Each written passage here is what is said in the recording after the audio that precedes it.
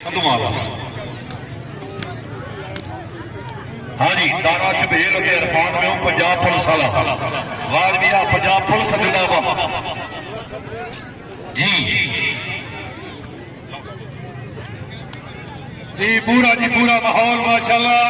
साड़ी तकरीब के मेहमान मुअज़्ज़म मोहतरम मुकर्रम अज़ीज़ शान मेहमान काबिल इज्जत काबिल एहतराम जनाब चौधरी जुल्फ़कार अली बागड़ी से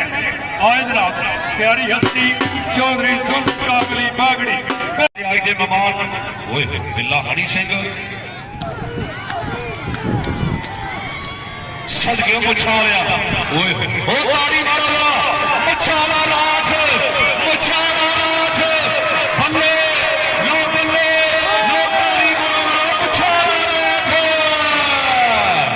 हाय हाय हाय ओ बकवाल वाले ताड़ी मारो मुछाले राज दी एक मुछाला दे तीन बंदे ये इधर आ जा हाय ओ मुछालिया हाय ओ मुछालिया हाय ओ मुछालिया ताड़ी मारो मुछाला लो मुछाले